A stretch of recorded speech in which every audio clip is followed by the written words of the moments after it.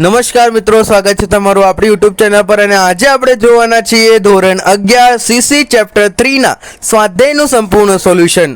જો મિત્રો તમે આપણી ચેનલ પર નવા આવ્યા હોય તો ચેનલને જરૂરથી સબસ્ક્રાઇબ કરી દેજો અને આપણા વિડીયોને તમને જોવા હોય તો આપણે બધા વિષયના બધા ધોરણના સ્વાધ્યાયો આપણે આપણી ચેનલ પર મૂકીએ છીએ, તો તમે ત્યાં જઈને એ વિડીયોઝ જોઈ શકો છો। અને ચેપ્ટર સીસી ના પહેલો, બીજો, ત્રીજો પાર્ટ નીચે ડિસ્ક્રિપ્શનમાં લિંક આપેલી છે, એમ પણ ક્લિક કરીને તમે મેળવી શકો છો। તો ચાલો મિત્રો શરૂ કરીએ આજનો વિડીયો। તો ચાલો મિત્રો શરૂ કરીએ। પ્રશ્ન નંબર 2 છે, નીચેના પ્રશ્નોના એક વાક્યમાં જવાબ આપો। નોંધણીનું પ્રમાણપત્ર કોણ આપી શકે છે? તો નોંધણીનું પ્રમાણપત્ર કંપની રજિસ્ટ્રાર આપી શકે છે। પ્રવર્તક કોને કહેવામાં આવે છે? કંપની ધારાની જોગવાઈનું પાલન જરૂરી દસ્તાવેજોની નોંધણી અને કાનૂની પ્રક્રિયાઓ પૂર્ણ કર્યા બાદ અસ્તિત્વમાં આવે છે આવી કૃત્રિમ કાનૂની વ્યક્તિને અસ્તિત્વમાં લાવવાનું કાર્ય કરનારને સ્થાપક, પ્રયોજક કે પ્રવર્તક તરીકે ઓળખવામાં આવે છે। ત્યારબાદ ત્રીજું છે, કંપનીનું વિશિષ્ટ લક્ષણ કયું છે? કંપની વ્યક્તિત્વ સ્વતંત્રતા ધરાવે છે અને એ વિશિષ્ટ લક્ષણ છે। નિવેદનમાં કોણે સહી કરવી પડે છે? Advocate, chartered accountant, cost accountant અથવા કંપની સેક્રેટરીમાંથી જે આ કંપની સ્થાપન વિધિમાં સંકળાયેલ હોય તેને સહી કરવી પડે છે। કંપનીના નિયમપત્રમાં જે સંચાલક, મેનેજર કે સેક્રેટરી તરીકે જેનું નામ હોય તેને સહી કરવી પડે છે મિત્રો। કોર્પોરેટર ક્ષેત્રે કોને આકર્ષવાની ક્ષમતા ધરાવે છે? તો કોર્પોરેટર ક્ષેત્રે વ્યવસાય મેનેજરોને આકર્ષવાની ક્ષમતા ધરાવે છે। પ્રવર્તકો માનસ પુત્ર કોને કહેવામાં આવે છે? પ્રવર્તકનો માનસ પુત્ર કંપનીને કહેવામાં આવે છે। નિયમપત્રમાં કઈ બાબતો હોય છે? તો નિયમન પત્ર એ કંપનીનો આંતરિક વહીવટી ધારા ધોરણોનો દર્શાવતો દસ્તાવેજ। આવેદનપત્ર કંપનીનું જે ધૈર્ય નક્કી કરેલું છે તેને સાકાર કરવા કંપનીના નીતિઓનો નિયમ આ નક્કી કરવામાં આવે છે। નીચેના પ્રશ્નોના ટૂંકમાં જવાબ આપો કે કંપની સભ્યો જવાબદારી કેવી હોય છે? તો કે કંપની સભ્યોની જવાબદારી મર્યાદિત હોય છે। બીજું છે, કંપનીનું અસ્તિત્વ કેવા પ્રકારનું છે? કંપનીનું અસ્તિત્વ કાયમી અને કૃત્રિમ વ્યક્તિનું પ્રકારનું છે મિત્રો। તો કે શેર હોલ્ડરો શેરની ફેરબદલી કયા આધારે કરી શકે છે? તો નિયમન પત્રમાં જણાવેલ નિયમોના આધારે શેરની ફેરબદલી કરી શકે છે। વિગતવાર તપાસ શા માટે જરૂરી છે? તો જો વિસ્તૃત તપાસ કરવામાં ન આવે તો વિપરીત પરિણામ આવી શકે છે। સરકારની નીતિઓનું કાનૂની નિયંત્રણોનો, કાચા માલથી ઉપલબ્ધ માંગ અને પુરવઠાની સ્થિતિનો, સહાયક સેવાની સગવડ વગેરે બાબતો અંગે ચકાસણી કરી તપાસ કરાય છે। વિગતવાર તપાસથી ચિત્ર સ્પષ્ટ બને છે અને કાગળ આ વધુ આયોજનના પડતા મૂકવી તેને અંગે નિર્ણય લેવાય છે। આવેદનપત્ર કયા પ્રકારનો દસ્તાવેજ છે? કંપની આ પાયાનો મૂળભૂત દસ્તાવેજ। આ દસ્તાવેજ જે કલમો હોય છે તેને આધારે કંપનીનું ધૈર્ય, કાર્યક્ષેત્ર નક્કી થાય છે। નિયમનપત્ર કયા પ્રકારનો દસ્તાવેજ છે?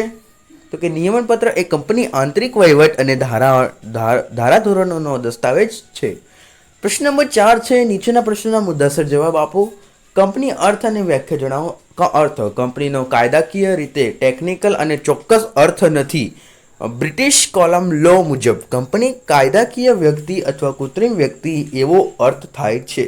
કંપનીના સભ્યો બદલાઈ જાય છે, નિવૃત્ત થાય છે કે મૃત્યુ પામે છે તો પણ કંપની અસ્તિત્વ ઉપર કોઈ પણ અસર પડતી નથી। વ્યાખ્યા કંપની ધારા 2013 પ્રમાણે કંપની એટલે કંપની ધારા 2013 પ્રમાણે સ્થાપાયેલી કે આ પહેલાં કોઈ પણ કંપની ધારા પ્રમાણે સ્થાપાયેલી કંપની આ નવો કંપની ધારો તબક્કામાં લાગુ પાડવામાં આવે છે। બીજો પ્રશ્ન છે, કંપની સ્થાપના વિગતવાર તપાસ કઈ બાબતો તપાસ કરવામાં આવે છે? જો વિસ્તૃત તપાસ કરવામાં આવે તો વિપરીત પરિણામો આવી શકે છે। સરકારી નીતિઓ, કાનૂની નિયંત્રણો, કાચા માલની ઉપલબ્ધિ, માંગ અને પુરવઠા સ્થિતિ, સહાયક સેવાઓ, સગવડ અને વગેરે બાબતો અંગે ચકાસણી કરી તપાસ કરવામાં આવે છે। વિગતવાર તપાસથી ચિત્ર સ્પષ્ટ બને છે અને આ કાગળ વધુ કે યોજના પડતી મૂકવા તે અંગે નિર્ણય લેવાય છે। આવેદનપત્રમાં કઈ બાબતોનો સમાવેશ કરવો જોઈએ?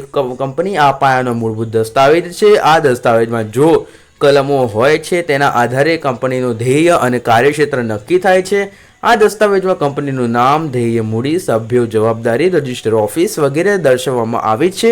આ દસ્તાવેજ ત્રાહિત પક્ષ અને કંપની વચ્ચેનો સંબંધ નક્કી કરે છે. કોઈપણ કંપની માટે આવેદન પાયાની અને અગત્યની પ્રાથમિક જરૂરિયાત છે અને આવેદન દ્વારા કંપનીનો ધંધો નક્કી થાય છે. ચોથો છે સંચાલકોની યાદી રજૂ કરતી વખતે કઈ બાબતો બનાવવી હોય છે. તો કંપનીના સંચાલન તરીકે જે વ્યક્તિનું કાર્ય કરવાની છે તેમના નામ, સરનામા, ધંધો, ઉંમર, રાષ્ટ્રીયતા વગેરે દર્શાવે છે. તેમના નામોની યાદી કંપની રજિસ્ટ્રાર સમક્ષ મૂકવામાં આવે છે.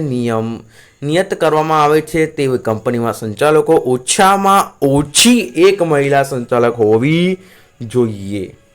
પાંચમું છે સંચાલકોના સોગંદનામામાં કઈ બાબતો દર્શાવવામાં આવી છે. તો તે કોઈ પણ ગુનાઓ માટે ગુનેગાર ઠરેલ નથી. તે કોઈપણ કે છેતરપિંડી કે ગેરરીતિ માટે ગુનેગાર ઠરેલ નથી. રજિસ્ટ્રાર સમક્ષ જે માહિતી આપવામાં આવી છે તે સાચી અને સંપૂર્ણ છે. છઠ્ઠું છે નોંધણી પ્રમાણપત્ર કરવા નિવેદનપત્ર કોની સહી જોઈએ. તો કંપની સ્થાપન માટે કાયદાકીય સૂચિ એવી તમામ જોગવાઈનું પાલન કરવામાં આવ્યું છે તેમ દર્શાવતું નિવેદન કંપની રજિસ્ટ્રાર સમક્ષ નોંધવું પડે છે. આ નિવેદન છાપાયેલું હોવું જોઈએ જેમાં એડવોકેટ, ચાર્ટર્ડ એકાઉન્ટર, કોસ્ટ એકાઉન્ટિંગ અથવા કંપની સેક્રેટરીમાંથી જે આ કંપની સ્થાપના વિધિ સંકળાયેલ હોય તેને સહી કરવી પડે છે. કંપનીના નિયમપત્રમાં જે સંચાલક, મેનેજર કે સેક્રેટરી તરીકે જેનું નામ હોય તેને પણ સહી કરવી પડે છે.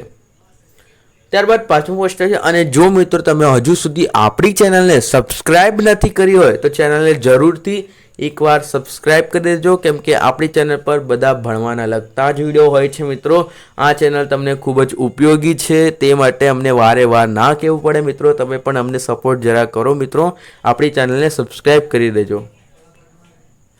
પહેલું છે કંપની લક્ષણો જણાવો. તો કે સ્વતંત્ર વ્યક્તિ કંપનીનું વ્યક્તિત્વ સ્વતંત્ર છે. આ એક વિશિષ્ટ લક્ષણ છે. આમ કંપનીનું કાયદાકીય સ્વતંત્ર વ્યક્તિત્વ છે. કંપનીના સભ્યોની મર્યાદા, જવાબદારી. કંપની કાયદાકીય વ્યક્તિ ધરાવે છે. કંપની વ્યક્તિ તરીકે સંપત્તિ અને જવાબદારી માલિક છે પરંતુ સભ્યોની જવાબદારી તેમણે ધારણ કરેલ શેર પૂરતી જ મર્યાદિત હોય છે. છતાં અમર્યાદિત જવાબદારીવાળી કંપની રચના થઈ શકે છે. કાયમી અસ્તિત્વ. કંપની કૃત્રિમ વ્યક્તિ ધરાવતી વ્યક્તિ કે એ કાયમી અસ્તિત્વ ધરાવે છે તેના સભ્યોના મૃત્યુ કે માંદગી કંપનીના અસ્તિત્વ ઉપર અસર કરતી નથી. અલગ મિલકત. કંપની એક અલગ વ્યક્તિ હોવાના કારણે તે પોતાના નામે મિલકત ખરીદી શકે છે, વેચી શકે છે. કોઈ પણ શેર હોલ્ડરો કંપની મિલકત પર કોઈ અધિકાર નથી. શેર હોલ્ડરોનું હસ્તાંતરણ. નિયમનમાં જણાવેલ નિયમો અનુસાર કંપનીના શેર ફેરબદલી થઈ શકે છે. કંપની દાવો કરી શકે છે. કંપની ઉપર દાવો થઈ શકે છે. કંપની કાયદાની નજરમાં એક કાયદાકીય વ્યક્તિ હોવાના કારણે તે કોઈ પણ સામે કાયદાકીય પગલાં લઈ શકે છે. તેવી જ રીતે કોઈ પણ ત્રાહિત વ્યક્તિ કંપની કરાર ભંગ અને કારણસર કંપની પર સામે દાવો કરી શકે છે. વ્યવસાયિક સંચાલન. કોર્પોરેટ ક્ષેત્રે વ્યવસાયિક મેનેજરોને આકર્ષવાની ક્ષમતા ધરાવે છે અને વ્યવસાયિક મેનેજરોને કાયદેસર અને ગતિશીલ હોય છે જે કંપની પ્રગતિના શિખરે લઈ જતી શકે છે. નાણાકીય વ્યવસ્થા. કંપની શેર ડિબેન્ચર દ્વારા એકઠી કરેલ મૂડી ધંધામાં શરૂઆત શકે છે. ત્યારબાદ છે બીજું છે સ્થાપના પહેલા તબક્કામાં કઈ બે બાબતોનો સમાવેશ કરવામાં આવે છે. તો કે આ કંપની સ્થાપનનો પ્રથમ તબક્કો આ પ્રારંભિક તબક્કામાં સ્થાપનની વ્યવહારુ શક્યતા, સાધનો ઉપલબ્ધ અને મૂડી તપાસ કરવામાં આવે છે અને આમ કંપની સ્થાપના માટે નીચેના તબક્કાઓમાંથી પસાર થાય છે. પહેલું છે ધંધાકીય સ્થાપનાનો વિચાર. કંપની સ્વરૂપમાં ધંધાકીય સ્થાપના અંગેનો ખ્યાલ એક વ્યક્તિ કે એક વ્યક્તિના સમૂહ ઉદ્ભવે છે. આ ખ્યાલ ધંધાકીય સ્થાપન તરફ દોરી જાય છે અને સ્થાપનના આ બીજા રોપણને તેને કલ્યાણ, શક્તિ અને સર્જકતા પોષે છે જેમાં તે રહેલા જોખમો ઉઠાવે છે, તૈયાર હોય છે અને માનવ શક્તિ તેમજ માલ સામાનને ક્રિયાશીલ કરી ધંધામાં તરફ વાળે છે. ત્યાં કંપની અસ્તિત્વમાં આવે છે એટલા માટે જ કંપની પ્રવર્તકનો માનસપુત્રો કહેવામાં આવે છે. પ્રથમ તપાસ વૈચારિક ખ્યાલની શક્યતાઓ નિષ્ણાંતો દ્વારા તપાસમાં આવે છે અને આવક અને ખર્ચ અંગે અંદાજ લગાવવામાં આવે છે અને જો પરિણામે સંતોષકારક હોય તો ધનિષ્ઠ તપાસ કરવામાં આવે છે. ત્રીજું છે વિગતવાર તપાસ. જો વિસ્તૃત તપાસ કરવામાં ન આવે તો વિપરીત પરિણામો આવી શકે છે. સરકારી નીતિઓનું કાનૂની નિયંત્રણોનું કાચા માલની ઉપલબ્ધિ માંગ અને પુરવઠાનું સ્થિતિ સહાયક સેવાઓની સગવડ વગેરે બાબતો અંગે ચકાસણી કરી તપાસ કરાય છે. વિગતવાર તપાસથી ચિત્ર સ્પષ્ટ બને છે અને કાગળ વધુ યોજના પડતી મૂકીને તેને અંગે નિર્ણય લેવામાં આવે છે. સાધનોની સગવડ પ્રોજેક્ટને આગળ ધપાવવાનો નિર્ણય લેવામાં આવે છે ત્યારે જરૂરી સંસાધનો જેમ કે મશીનરી, સાધનો, જમીન વગેરે વ્યવસ્થા કરવામાં આવે. પત્ર વ્યવહાર કરાર અને અન્ય જરૂરી વિધિઓ કરવામાં આવે છે. નાણાકીય વ્યવસ્થા જે સાધનો કે મિલકતો ખરીદવા માટે સ્થાપના અંગે જરૂરી ખર્ચા આવશ્યક બને છે તે નાણાકીય બાબતોને વિચારણા હાથ ધરવામાં આવે છે. ત્રીજો અને છેલ્લો મુદ્દો છે મિત્રો, અને જો તમે આપણા વિડીયોને હજુ સુધી મિત્રો લાઈક ના કરી હોય તો જરૂરથી એકવાર ફટાફટ મિત્રો લાઈક જોઈએ. મિત્રો, નોંધણીના તબક્કા શું કરવું પડે છે? નોંધણીના પૂર્વનો તબક્કો પૂર્ણ થયા બાદ સ્થાપનાનો તબક્કો શરૂ થાય છે, જેમાં કંપની નોંધણીનું પ્રમાણપત્ર મેળવવાના અંગે જરૂરી કાર્યવાહી કરવી પડતી હોય છે. ખાનગી કંપનીમાં મર્યાદિત સભ્યોની સંખ્યા તેમજ શેર ફેરબદલી નિયંત્રિત હોય છે અને નોંધણીનું પ્રમાણપત્ર મેળવ્યા બાદ કંપની ધંધો શરૂ કરી શકે છે. ખાનગી કંપની હોય કે જાહેર કંપની હોય, નોંધણીનું પ્રમાણપત્ર મેળવવાનું અનિવાર્ય છે. તે માટે નીચેના દસ્તાવેજો રજૂ કરવા પડે છે મિત્રો. આવેદનપત્ર કંપની આ પાયાનો મૂળભૂત દસ્તાવેજ છે. આ દસ્તાવેજ જે કલમો હોય છે તેના આધારે કંપનીનું ધૈર્ય અને કાર્યક્ષેત્ર નક્કી થાય છે. આ દસ્તાવેજમાં કંપનીનું નામ, ધૈર્ય, મૂડી, સભ્યો, જવાબદારી, રજિસ્ટર ઓફિસ વગેરે દર્શાવવામાં આવે છે અને આ દસ્તાવેજ ત્રાહિત પક્ષ અને કંપની વચ્ચેનો સંબંધ નક્કી કરે છે. કોઈપણ કંપની માટે આવેદનપત્ર પાયાની અને અગત્યની પ્રાથમિક જરૂરિયાત છે. આવેદનપત્ર દ્વારા કંપનીનો ધંધો નક્કી થાય છે. બીજું છે નિયમપત્ર. નિયમપત્ર એ કંપનીનો આંતરિક વહીવટી અને ધારાધોરણો દર્શાવતો દસ્તાવેજ છે. આવેદનપત્રમાં કંપનીનું ધૈર્ય નક્કી થતું હોય છે. તેને સાકાર કરવા કંપની નીતિ નિયમો આમાં નક્કી કરવામાં આવે છે. ત્રીજું છે સંચાલક યાદી. કંપનીને સંચાલક તરીકે જે વ્યક્તિનો કાર્ય કરવાની છે તેમાં તે નામ, સરનામા, ધંધો, ઉંમર, રાષ્ટ્રીયતા વગેરે દર્શાવે છે. તેમના નામોની યાદી કંપની રજિસ્ટ્રાર સમક્ષમાં મૂકવામાં આવે છે, નિયત કરવામાં આવે છે. તેની કંપનીમાં સંચાલક ઓછામાં ઓછી એક મહિલા સંચાલક હોવી જોઈએ. ત્યાર પછી ચોથું, સંચાલકો લેખિત સમિતિ અને સોગંદનામું. દરેક સંચાલકે રજિસ્ટર પાસે સંચાલક તરીકે જવાબદાર સ્વેચ્છાએ સ્વીકારે છે તેવી લેખિત સમિતિ આપવી પડે છે અને તે ઉપરાંત ભરણું ભરવા એ પ્રથમ સંચાલકે રજિસ્ટ્રાર સમક્ષ નીચે બાબતો અંગે સોગંદનામા રજૂ કરવું પડે છે.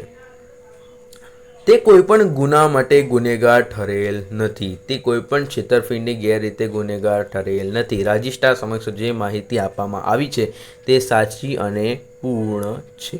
પાંચમું છે નિવેદન. કંપની સ્થાપના માટે કાયદાની સૂચિત એવી તમામ જોગવાઈનું પાલન કરવામાં આવ્યું છે તેમજ દર્શાવતું નિવેદન કંપની રજિસ્ટ્રાર સમક્ષ નોંધવું પડે છે. આ નિવેદન છાપાયેલું હોય તો જોઈએ, જેમાં એડવોકેટ, ચાર્ટેડ એકાઉન્ટર, કોસ્ટ એકાઉન્ટિંગ અથવા કંપની સેક્રેટરીમાંથી જે આ કંપની સ્થાપન વિધિમાં સંકળાયેલ હોય તેને સહી કરવી પડે છે અને કંપની નિયમપત્રમાં જે સંચાલક, મેનેજર કે સેક્રેટરી તરીકે જેનું નામ હોય તેને સહી કરવી પડે છે.